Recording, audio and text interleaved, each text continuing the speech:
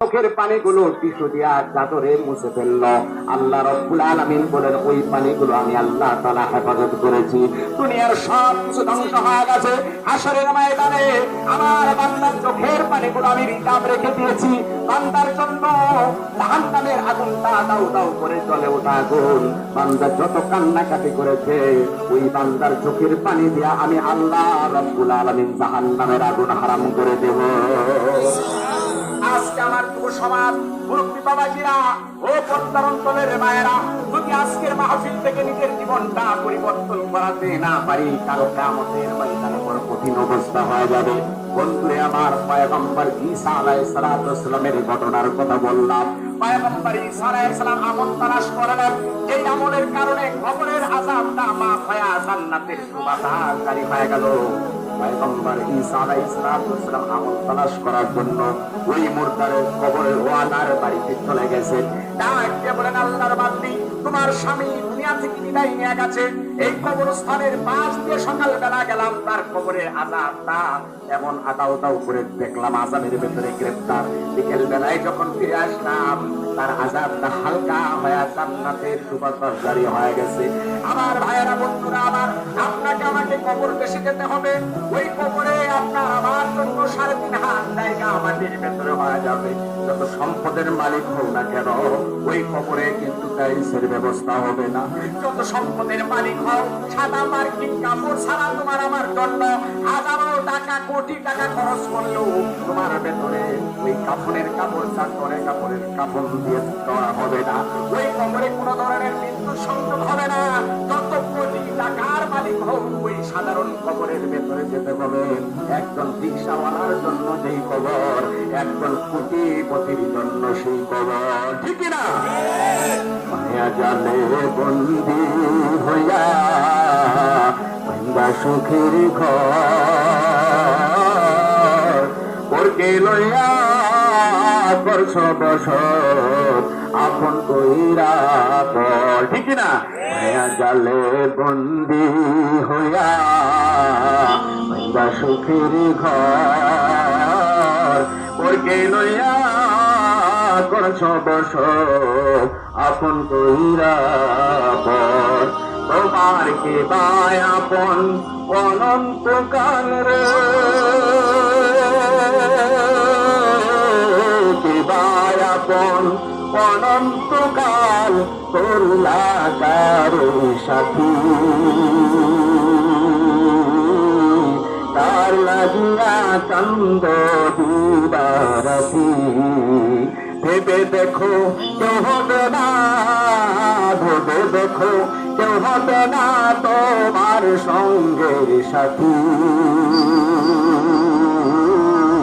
কার লাগিয়া কান্দ দিবারাতি। আমার ভাইরা, বন্ধুরা আমার, ওই কবর দেশে আপনার আমার স্বজন কেউ কাজে আসবে না। ওই কবর দেশে শুধুমাত্র ঈমান আর আমলগুলো কাজে আসবে। আল্লাহর নবী সাল্লাল্লাহু আলাইহি ওয়াসাল্লাম ডাক দিয়ে বলেন, মান রাদিয়া বিল্লাহি রাব্বা ওয়া বিল ইসলামি দীনা ওয়া বি মুহাম্মাদিন সাল্লাল্লাহু আলাইহি ওয়াসাল্লাম নাবিয়্যা, যে একমাত্র আল্লাহ রাব্বুল আলামিনকে রব হিসেবে মেনে নেবে, এই লোকটা ইসলামকে ধর্ম হিসেবে মানবে, আল্লাহ নবী মুহাম্মদ রাসূলুল্লাহ সাল্লাল্লাহু আলাইহি ওয়াসাল্লামকে রাসূল হিসেবে মেনে নেবে।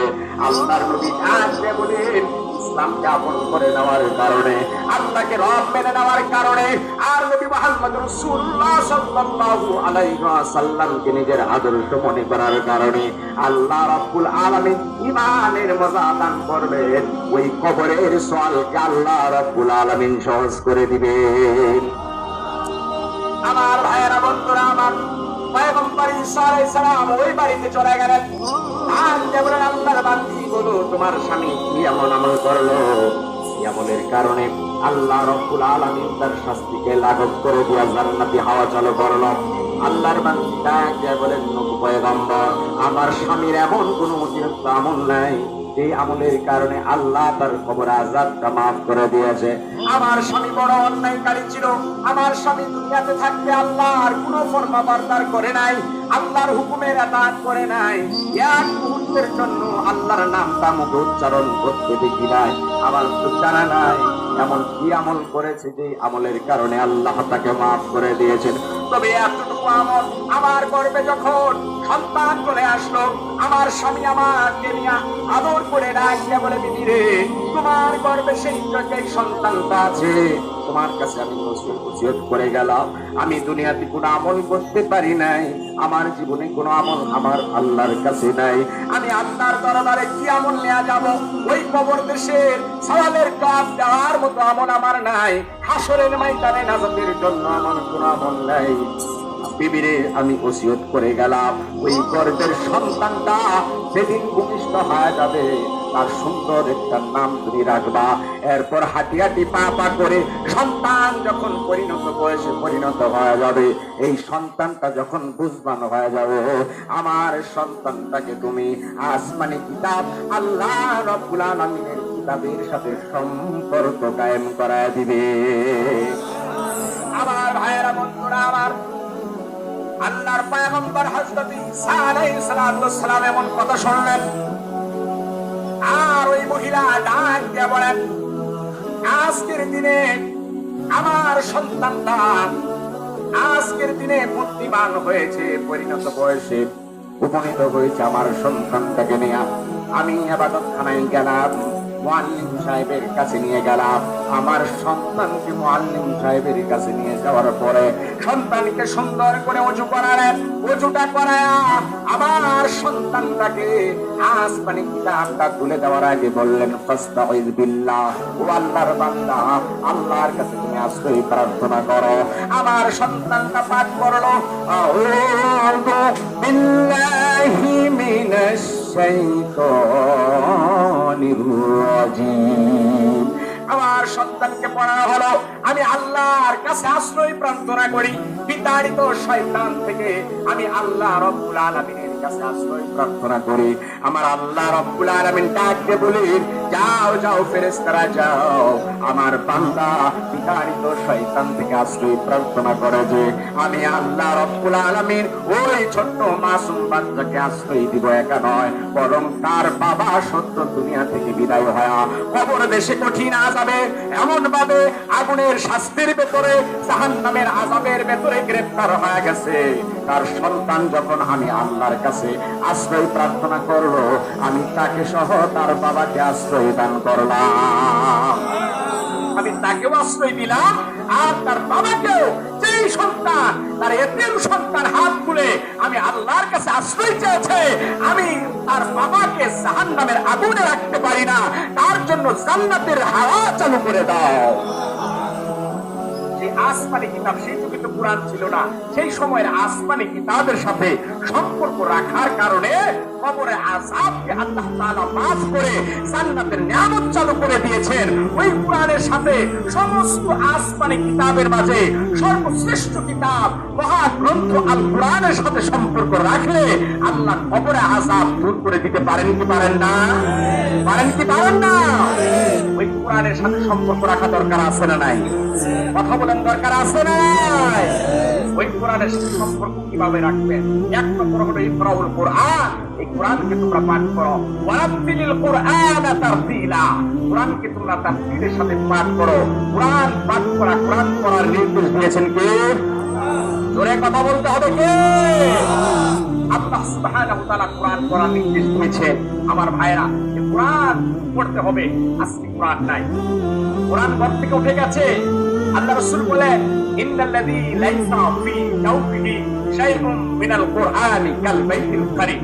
যার দিলে কোরআনের অংশমাত্র নাই, কোরআনের একটা সূরাও তার অন্তরে নাই, কোরআনের একটা তিলাওয়াত যার ঘরে নাই, যার দিলে নাই, তার দিলটা হচ্ছে কাল বাইতিল কারীম। ওই চকে বন্ধে এরকম ছোট্ট ঘর থাকে, মেশিন ঘর থাকে, বা ছোট্ট একটা ঘর উঠানো হলো, যেটা বছরে একবার ব্যবহার করা হয়, ওই ঘরে আর কেউ যায় না। জনমানব শূন্য মানুষ সেই ঘরে থাকে না।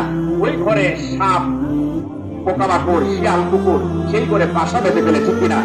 বাসা বাঁধে কি বাঁধে না? ওই ঘরের কোনো মর্যাদা আছে? কথা বলেন, ঘরের মর্যাদা আছে?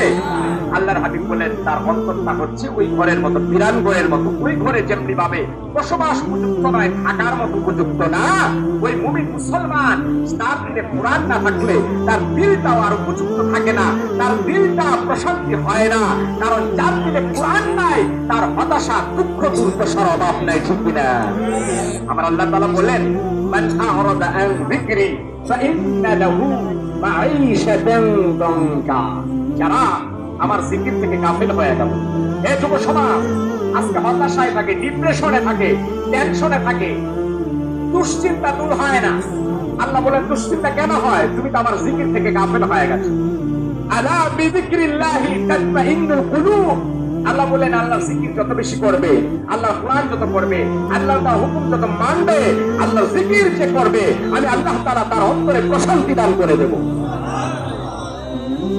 যারা জিকির থেকে গাফিল হয়ে যায়, যারা জিকির থেকে আল্লাহর স্মরণ থেকে গাফিল হয়ে যায়, তারা হতাশার জীবন ভোগ করতে থাকে, টেনশনের জীবন ভোগ করতে থাকে। আমার ভাইয়েরা, কোরআনের সাথে সম্পর্কটা লাগাতে হবে, কারণ কোরআন মহা গ্রন্থ, সর্বশ্রেষ্ঠ গ্রন্থ। এই কোরআনের বিকল্প আর পৃথিবীর জমিনে আর কোন কিতাব হতে পারে না। সমস্ত গ্রন্থ আপনি পড়ে দেখেন, বই কিনে দেখেন, বাজারের বই আর অন্য বই কিনেন, শুরুতেই লেখক লিখে দেয় মানুষ মাত্র ভুল হতে পারে। আমার লেখায় কোনো ভুল থাকলে আপনারা নিচের দেওয়া নাম্বারে যোগাযোগ করবেন, ক্ষমা সুন্দর দৃষ্টিতে দেখবেন, মানুষ মাত্রই ভুল। এই কথাটা সব বইয়ের শুরুতে লেখা থাকে, ঠিক কিনা?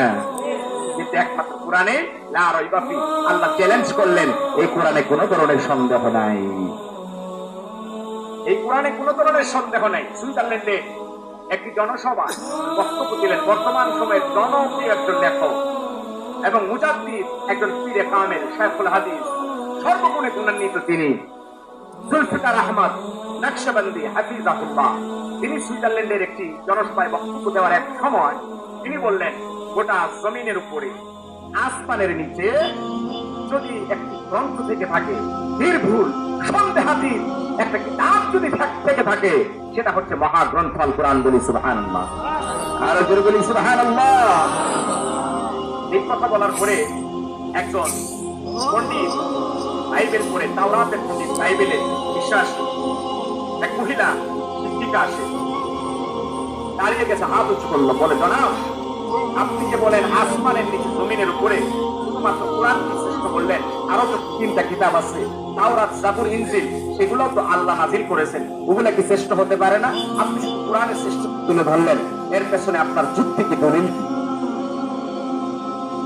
আমার ভাইয়েরা, বন্ধুরা, আল্লামা জুলফিকার আলী নকশবন্দি হাফিজাহুল্লাহ বলে, বোন আপনি যে দাবি উত্থাপন করেছেন তার পেছনে আমার যুক্তি আছে। আপনি যে বাইবেলটা পড়েন, আপনি যে গীতাটা পাঠ করেন, এটা কোন ভাষায় আপনি পাঠ করেন? মহিলাটা কে বলো, আমার কাছে যে বাইবেল আর গীতা বা ইনজিলের সংস্করণ রয়েছে সেটা তো আমি ইংরেজি ভাষায় আমি পাঠ করি। জুলফিকার আলী নকশবন্দি বললেন, আপনি যে ইংরেজি ভাষায় আপনি কিতাবটা চর্চা করেন, কিন্তু তাওরাত, জাবুর, ইনজিল এগুলা তো ইংরেজি ভাষায় নাজিল হয় নাই, কোনটা হিব্রু ভাষায় নাজিল হয়েছে, আবার কোনটা সুরিয়ানি ভাষায় নাজিল হয়েছে, আবার কোনটা সুরিয়ানি ভাষায় নাজিল হয়েছে। আসমানি কিতাবগুলো তো ইংরেজি ভাষায় নাজিল হয় নাই, তাহলে আপনি কেন ইংরেজি ভাষায় কিতাবগুলো চর্চা করেন? বলে সেই ভাষাটা অনুবাদ হতে হতে ওই ভাষাটা বিলীন হয়ে গেছে, যার কারণে সেই হিব্রু ভাষা আর সুরিয়ানি ভাষার আসমানি কিতাব আমাদের সামনে নাই, আমাদের কাছে ক্রমান্বয়ে সেটা ইংরেজি ভাষায় অবস্থিত রয়েছে। আমার ভাইয়েরা, বন্ধুরা, এইবার জুলফিকার আহমদ নকশবন্দি হাফিজাহুল্লাহ ডাকিয়ে বলেন, বোন আপনার কাছে যে আসমানি কিতাবটা এমন ভাবে পরিবর্তন, পরিমার্জন হয়ে ইংরেজি ভাষায় আসলো, দেখুন তো আমাদের কোরআনের দিকে তাকায় দেখে ১৩,০০০ বছর আগে কোরআনটা যেমনি ভাবে হেরা পর্বতে আল্লাহর নবীর উপর যেই ভাষায় নাজিল হয়েছে, আজও পর্যন্ত সেই কিতাবটা আরবি ভাষায় বিদ্যমান রয়েছে। যদি এই কোরআন সর্বশ্রেষ্ঠ না হতো তাহলে এই কোরআনের ভেতরেও ভেজাল ঢুকে যেত, কিন্তু কোরআনটা কিন্তু সর্বশ্রেষ্ঠ। আমার আল্লাহ রব্বুল আলামিন ডাক দিয়ে বলেন, ইন্না নাহনু নাযালনা যিকরা ওয়া ইন্না ইন্না লাহু লাহাফিজুন। আমি আল্লাহ রাব্বুল আলামিন এই কোরআন আমি আল্লাহ রাব্বুল আলামিন নাযিল করেছি। এই কোরআনুল কারীমটা শুধুমাত্র আমি নাযিল করে ক্ষান্ত হই নাই, আমি এই কোরআনটা হেফাজত করব। এই কোরআনকে ধ্বংস করার মতো কোন শক্তি পৃথিবীর জমিনে নাই। এই কোরআনকে আমি হাফিজে কোরআনের সিনায় আমি এই কোরআনুল কারীমটাকে আমি হেফাজত করব। এইরকম দারুল কোরআন মাদ্রাসার মাধ্যমে, হাফিজি মাদ্রাসার মাধ্যমে, ফুরকানিয়া মাদ্রাসার তালিবুল ইলমদের হাফেজদের সিনায় আমি কোরআনটা হেফাজত করব। একদিন দুই দিন না, কিয়ামত পর্যন্ত আমি আল্লাহ রাব্বুল আলামিন কোরআন হেফাজত করব। বরং কোরআনের বিরোধিতা যারা করবে, এই কোরআনকে যারা সমাজ থেকে ছিনিয়ে নিতে চায়, কোরআনকে যারা সরায় দিতে চায়, আমার আল্লাহ রাব্বুল আলামিন কালামুল্লাহ শরীফের সূরা সাফে ডাক দিয়ে বলেন, ইউরিদুনা লিইউতফিউ নূরাল্লাহি বিআফওয়াহিহিম ওয়াল্লাহু মুতিম্মু নূরিহি। আল্লাহ রাব্বুল আলামিন বলেন, তারা চায় নূর আল্লাহ, আল্লাহর প্রদীপ কোরআন কালামুল্লাহ শরীফটাকে মুখে ফুৎকার দিয়া নিভাই দিতে চায়। আমার আল্লাহ বলেন, কোরআনের আলোটা নিভানো যাবে না, ফু দিয়ে কোরআনুল কারীমের আলোটা নিভাতে পারবে না। কারণ এই কোরআনের প্রদীপ, এই কোরআনের আলোটাকে মুতিম্মু নূরিহি আমি আল্লাহ রাব্বুল আলামিন পরিপূর্ণ করে দিয়েছি। কোরআন হেফাজত করবেন কে? আরো জোরে বলতে হবে কে? ওই কোরআনের বিরোধিতা যারা করবে, আমার সন্তান মুসলমানের বাচ্চা হয়ে যদি কোরআনের বিরোধিতা করে, তার খেসারত আপনাকে আমাকে সকলকে দিতে হবে, ঠিক কিনা? কারণ কোরআনের প্রতি অবহেলা করেছেন, সন্তানকেই দারুল কোরআনে পাঠাবেন না, সন্তানের হাতে কোরআন তুলে দিবেন না। সেই সন্তান মুসলমানের বাচ্চা হয়ে কোরআনের বিরুদ্ধে কথা বলবে, সেই সন্তান ইসলামের বিরুদ্ধে কথা বলবে, ঠিক কিনা? এই জন্য সাবধান হয়ে যা। ছেলে যত বড় ডিগ্রি অর্জন করুক, ইসলাম নিষেধ করে নাই। রাসূলের যুগে সাহাবাদেরকে ডিগ্রি অর্জন করতে বলা হয়েছে। রাসূলের যুগে সাহাবা আজমাইন বিভিন্ন শিক্ষায় শিক্ষিত হয়েছেন, বিভিন্ন ভাষায় তারা শিক্ষা গ্রহণ করেছেন, নিষেধ করে নাই। আপনি আমি ডিগ্রির বস্তা কাঁধে নিতে পারি, ইসলাম নিষেধ করে নাই, কিন্তু প্রাথমিক শিক্ষা হতে হবে আল্লাহর কোরআন, ঠিক কিনা? এই কোরআনের সাথে সম্পর্ক রাখতে হবে আমার ভাইয়েরা। কোরআন শিখতে হবে। কোরআনের প্রথম দাবি হচ্ছে সন্তানগুলোর হাতে কোরআন তুলে দিতে হবে।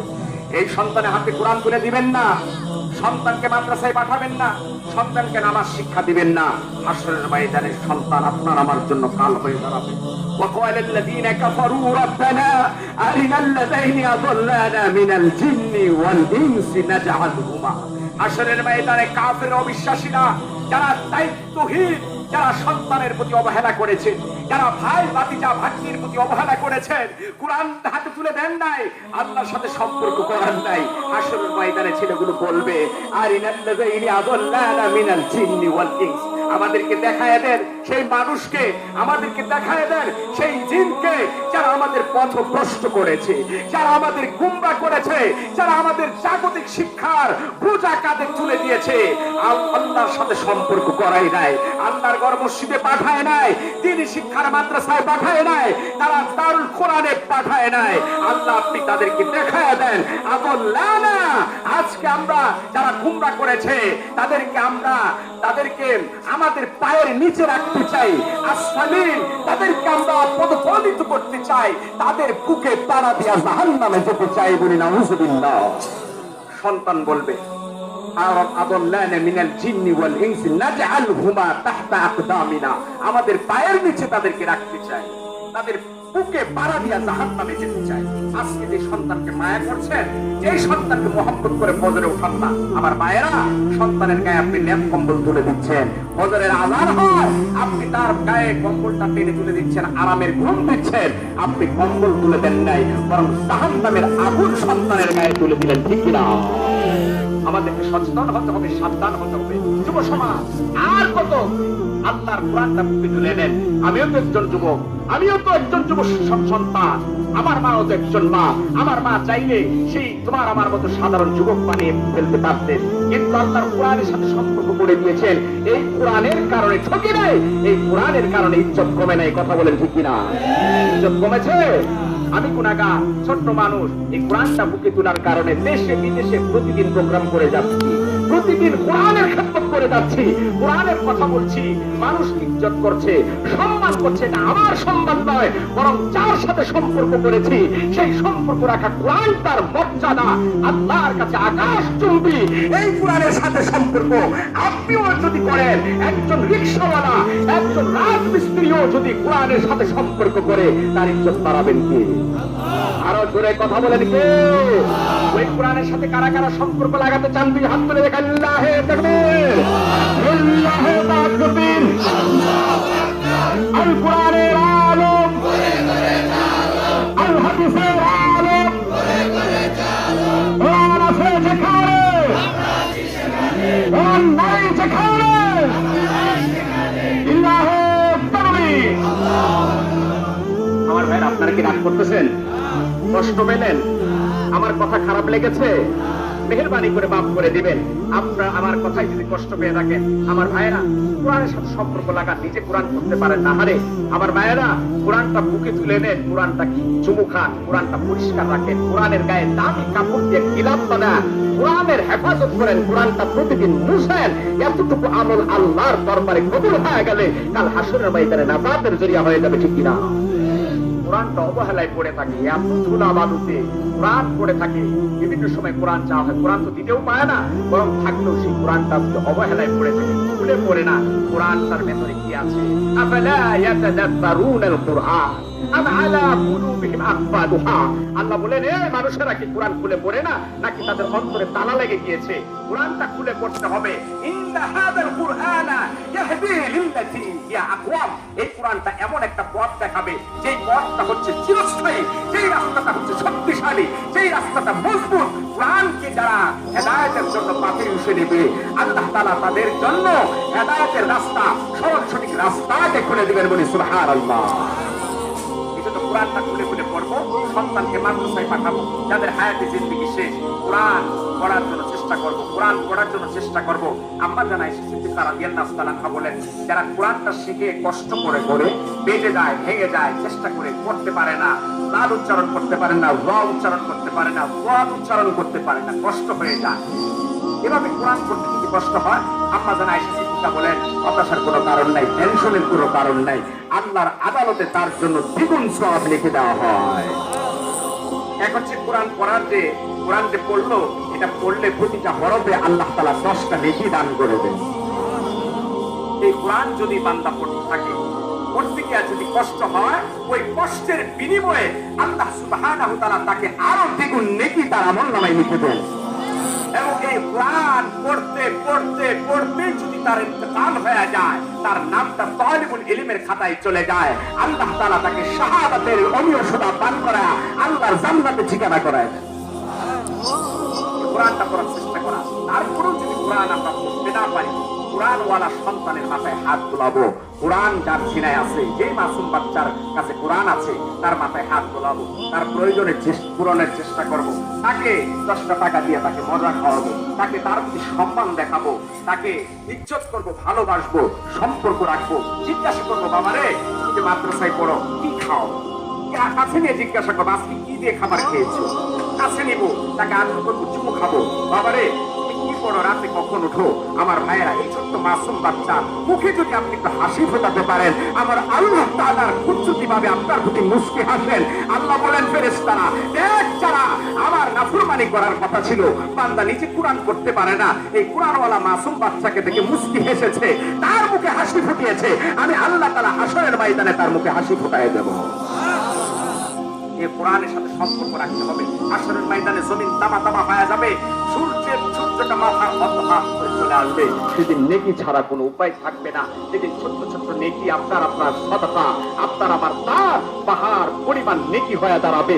বান্দা বলবে, আমি তো এত নেকি করি নাই।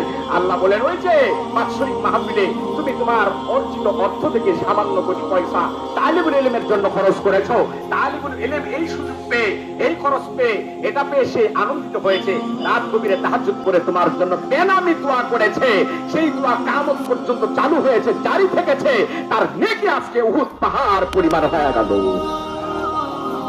সেই মাদ্রাসার জন্য দিনই প্রতিষ্ঠান জরাজীর্ণ অবস্থা, ভেতরে বসতে চারদিকে কুয়াশা, শীতে জর্জরিত ছোট্ট বাচ্চারা সেখানে দিনের বেলায় পড়তে আসে, কষ্ট পায়, মাটির ভেতরে বসে থাকে, এত কষ্ট হয়।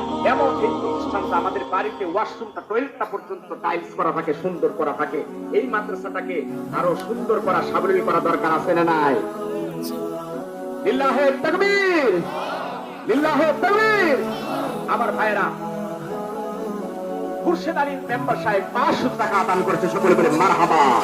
আমার ভাইরা, আমি সংক্ষেপে আপনাদের কাছ থেকে কিছু সাহায্য চাইবো এই দিনই প্রতিষ্ঠানের জন্য। আপনারা বেজার হবেন?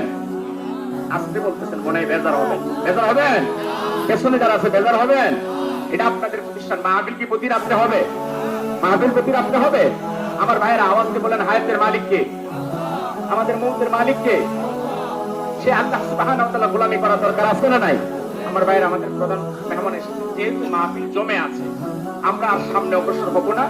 আমরা ইনশাআল্লাহ আমাদের হুজুর, আমাদের উস্তাদুল আসাতিদা, হাজারো হাজারো বক্তাদের উস্তাদ, হুজুরের সাথে অনেক প্রোগ্রামে গিয়েছি, হুজুরের দোয়া আমরা নেই, যার অপেক্ষায় আমরা এখন ছিলাম, সেই হুজুরের হাতে আমরা এই মাদ্রাসার জন্য, দ্বীনি প্রতিষ্ঠানের জন্য আমরা সকলেই একটা অঙ্ক, আমাদের অর্জিত অংশ দিয়ে আজকের এই মাদ্রাসার পাশে দাঁড়াবো তো ইনশাআল্লাহ।